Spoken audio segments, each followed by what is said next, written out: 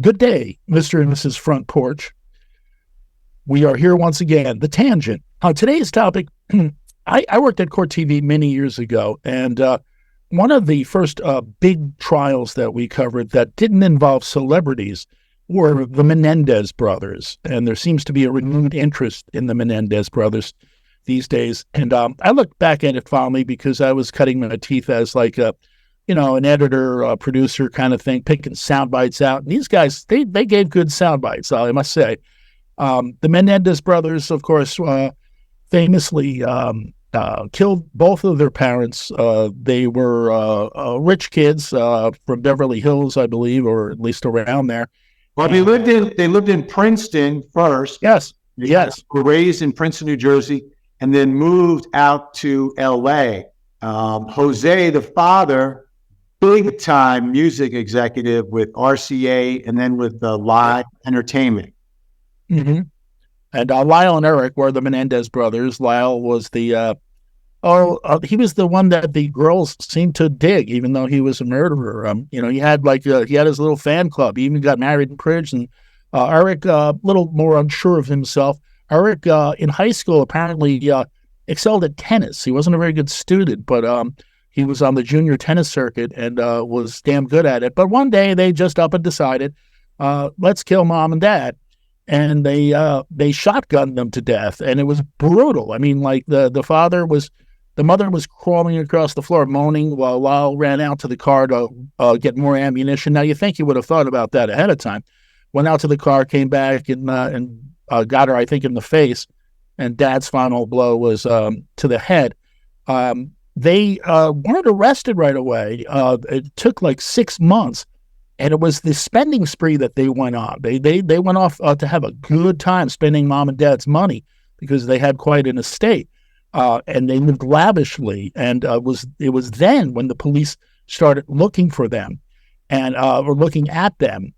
And the only reason they got them is kind of like a violation of doctor-patient policy, because Eric admitted to his psychologist that he killed his parents, and his psychologist told his girlfriend. He later broke up with his girlfriend, the psychologist, and she was so, a woman scorned.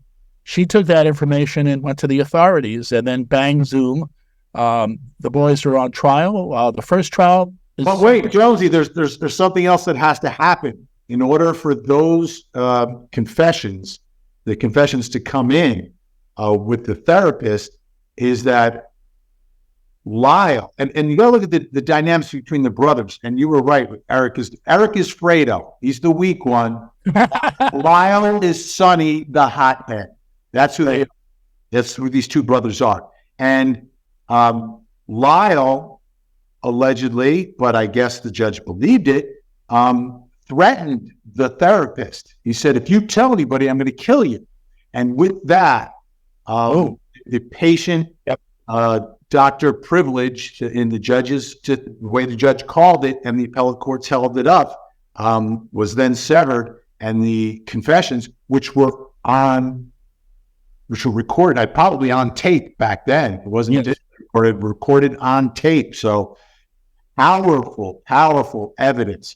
And my question, though, and I've been saying this since all the new revelations, is, if those confessions don't come in, right, I think the Menendez brothers would have the same defense that they went with, or would it be some other dude? Because their defense is, we are victims of sexual abuse by our father, Jose, and our mother was an enabler in all of this.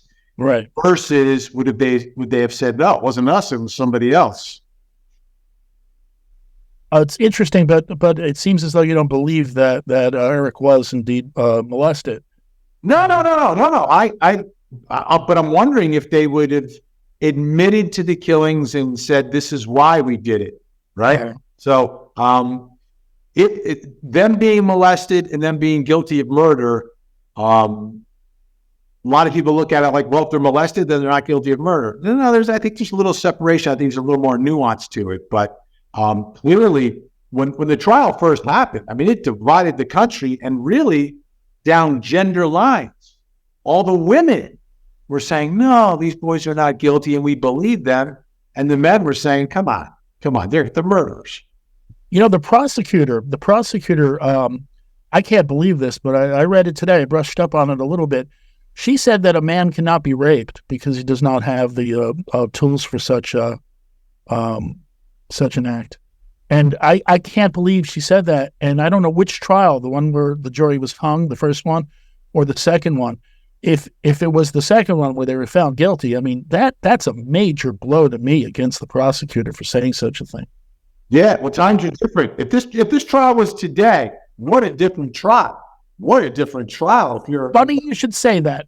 No, wait, but let me ask this question, Jonesy. What about their other brother, Robert Menendez? He seems to be in a little trouble now. Is he? Oh, he is from Jersey, and he does share. Well, I mean, they were in Princeton. If I'm not mistaken, I think Lyle was actually suspended from Princeton for plagiarism. Okay, Eric had a prior history of burglaries and things along those lines. So we're not dealing with really great kids. And then Robert was, the one. He'll go into politics. That was go into politics, something people respect. Okay, well that's a good thing. But I actually met Jose at an RCA record drop for Duran Duran. Okay, how old were you? I was I got to be in my 20s. You were in your 20s, okay? Because the allegation that has really thrown this whole thing up in the air is that Jose, who had a group named Menudo. Yes, I was the only American member of Menudo. Well, the allegation from one of the former members of Menudo is that Jose raped him. Yes. Yep. It wasn't Ricky Martin. It was not Ricky Martin. And it wasn't me. I was the only American member that couldn't speak Spanish. So, to me, this is a major development in the whole thing. And I remember my first time learning about Menudo was the summer of '84 when I was working at Z100 after they made their burst from worst to first. And they were having a Menudo contest. And one of my jobs was to grab the big mail bag with all the letters from all the girls who wanted to win the Menudo thing. And I had to sift through these things. It was insane. There he is, Scott Shannon. Yeah, your former boss. I work for him. Yeah, Scott Shannon. Brings back memories, but Jose also worked with the Eurythmics. And it was through him that I had to book the Eurythmics to play at Fairfield University before they're just at about the time when their first album came out. So we had them up at Fairfield, and it was actually thanks to him, and it was due to meeting him at the Duran Duran party. And what would you think? Did he seem like he was a child rapist? He didn't do anything to me untoward or nothing that I didn't want to happen. So, everything was kosher at that point. But I was just excited to be hanging out with Duran Duran, to be honest. Yeah, hell yeah. I didn't realize that his extent in the music industry was that huge. I mean, it doesn't get much bigger than Menudo and Duran Duran, and a lot of territory there. And the Eurythmics, and then he became a big executive at Live, which does which does everything, all the concerts these days. It's so the two brothers, and this is the story. Now I had Rosie O'Donnell on my show to talk about this. She has befriended Lyle and had Lyle on her podcast, but she has visited them several times and has this back and forth. And this is the alleged motivating factor that caused them to kill their parents. Was Lyle is back in LA, getting ready to go back to Princeton. And Eric is now graduated high school and is off to UCLA. But his father will not let him live on campus in a dorm. Instead, his father is renting an apartment for him. Now, most children would be like, score, right? I'm living in a dorm. We get an apartment. But what they're saying is that Jose was getting the apartment so he would still have access to Eric and still continue their sexual relationship, which is rapey. I actually have a question for both of you from a legal standpoint. You kind of brought it up just a little while ago. If this trial were to happen today, now, okay, so they were rich and they spent a lot of money and they inherited a lot of money. But with today's society, with the molestation charges, the parental abuse charges, with that kind of thing going on, would that trial have turned out very differently? We're in a different society right now than we were back. It's only 30 years ago, but it's a different society. It would depend on the judge's ruling. This is what happened. Trial 1 on court TV, all the evidence about the allegations of the sex abuse were allowed. In the second trial, the judge banned cameras. This is on the heels. The first trial was before OJ. The second trial is after OJ. Bans cameras and then restricts what the defense can do regarding the allegations of sexual abuse. So there's a lot less evidence in front of the jury, and the jury convicted both boys. So most of us didn't see that trial. We had to be in LA inside the courtroom to see it. You know, they kind of covered it the old-fashioned way. When the verdict came in, reporters ran to the window and held up like a certain color of paper so that the guy covering it in the street can look up and say, like, guilty. Yeah, well, that's what they did with Martha Stewart.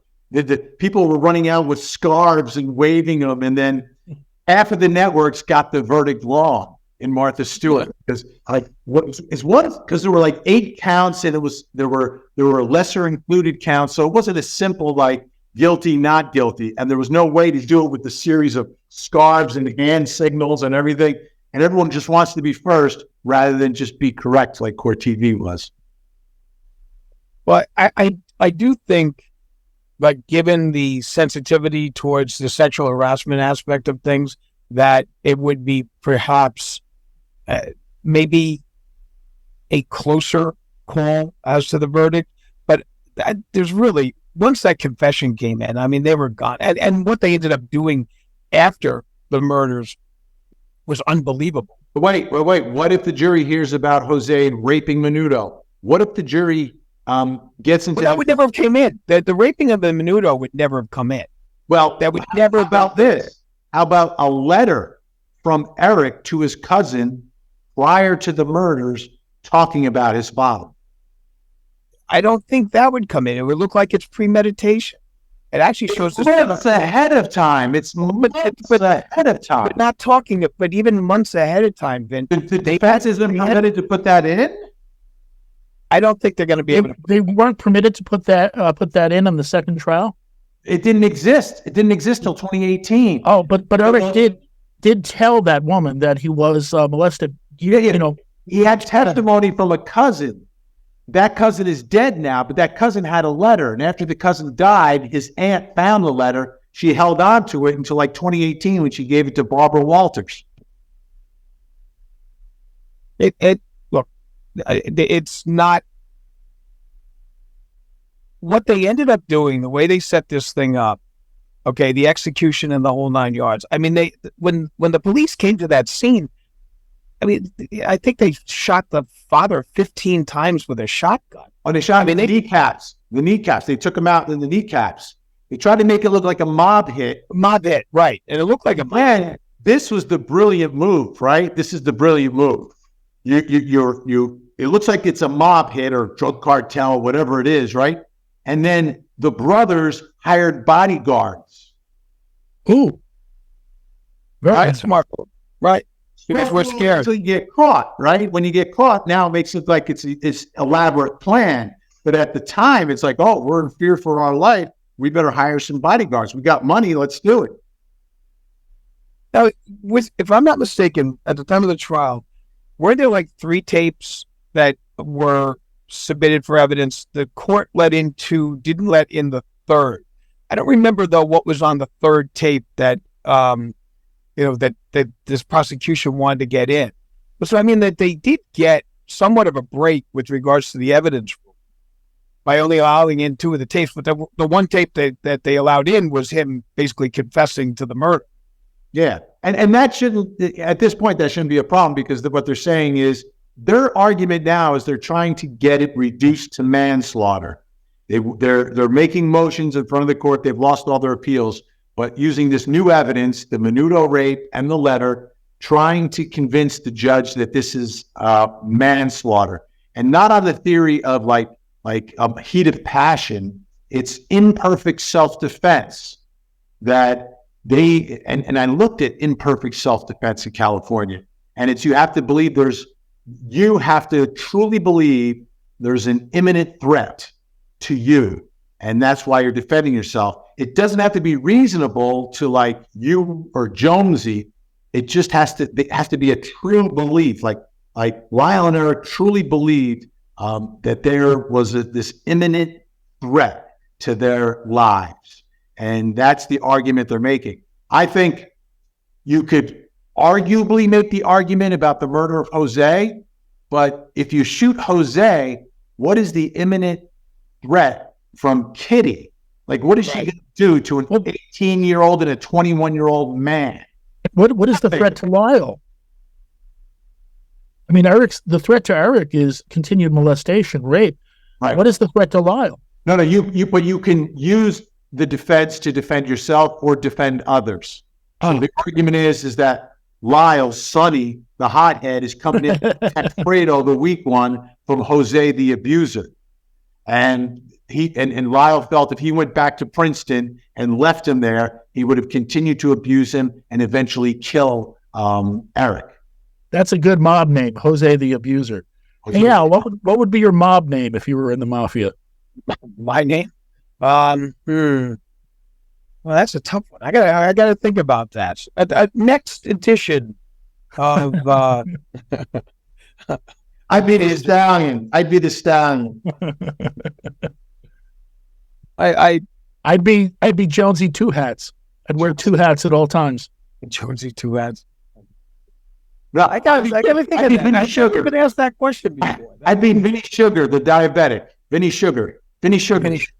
Shall we do our trans names? Our cross-dressing names as well? Mine would be Lassie. Wait a minute. We may be heading to your house with some shotguns there, Jonesy. I'd be Lassie Hepburn. I feel I'm being sexually harassed. Right? Lassie what? Hepburn. I once read that your name, if you're a cross-dresser, can be your first dog and your mother's maiden name. So Lassie Hepburn. All right, I'm Tosca Russo. I only had a fish. What was the fish's name? Fish's name? Abraham. And what's your last name? Who's my mother's maiden name? Yeah. Saida. So Abraham Saida. What's your social security and date of place of birth? Abraham Saida? You sound like you were straight out of the Bible. Like what do you mean? Saida. Saitta. What? How do you spell it? Saitta. Oh, okay. I heard something different. Oh, okay. Abraham Saida. But I don't think that really works too well. No. But Tosca, I got to tell you something. It really screwed up my cocktail waitress career with that name. So it was downhill from there. Tonight on the main stage, Lassie Hepburn. On the side, we are talking about the Menendez. I have to say, I don't think that this was an imperfect self-defense crime. And I find it to be kind of ridiculous that Rosie O'Donnell is involved trying to advocate for them. They clearly executed both of their parents. Okay. And if there was really a problem. What if they are actually victims of abuse? Is that a mitigating factor? No, it's not, because they could have gone to the authorities. They could have very easily gone to the authorities. They didn't want to lose out on their inheritance. And that's what this was. They knew that if they went to the police and said, my dad's doing this to us, that the first thing dad's going to do is say, okay, X-nay on the old Bible, they will nay, and that's it. They're gone. and they would have gotten nothing. The mother would have resented it. They would have gotten nothing. So it may not be mitigating circumstances, but history is filled with court cases where that is the defense and the jury sympathizes with that and goes the other way on it. And that's what happened in the first trial. Half the jury sympathized with them. Right. Well, that's exactly right. All the women sympathized. All the women. It was down gender lines. But the scenario is this, okay? They very easily could have. I mean, in the cases that sexual abuse aspect is perfected, the people are quintessential victims.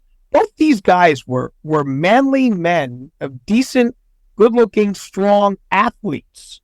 They couldn't fight off their father. Oh, you're blaming Eric seems rather frail.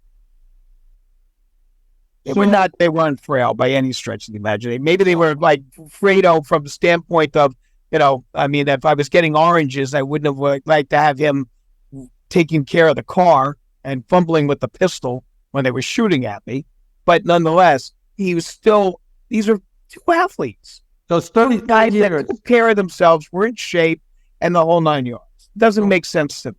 Their argument now is it's imperfect murder. They've served 34 years. Let them out.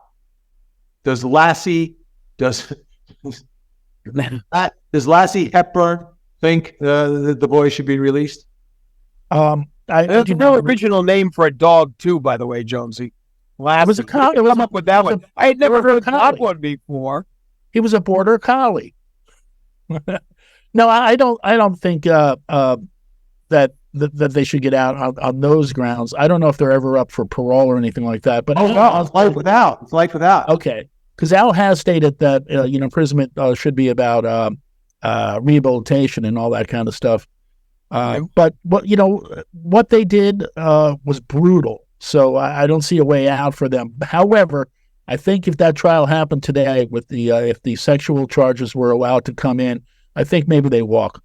And for me and for Tosca Russo, it comes down to Kitty. That's where there's no gray area. That's your mom. You're going to say your mother enables. You can say that, but who's to say your mother? If Jose is such an animal, Jose the animal, how is she not also potentially a victim of Jose the animal? Didn't the defense portray her as like a drug addict, alcoholic, that was an enabler for all of this, and that was condoning it, and that Jose was notorious for all these different affairs and all these other things. Like Mrs. Sandusky, just like Mrs. Sandusky out there in Penn State.